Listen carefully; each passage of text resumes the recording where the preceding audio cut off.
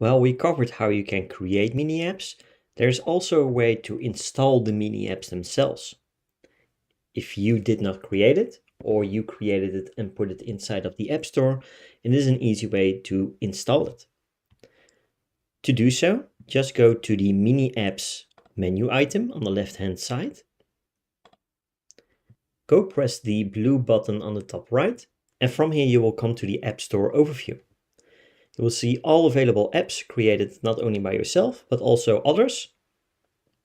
And you can select any of these and install it onto your workspace. You will then see an overview of the app itself. And once you're done and you want to install it, just press the green install button on the top right corner.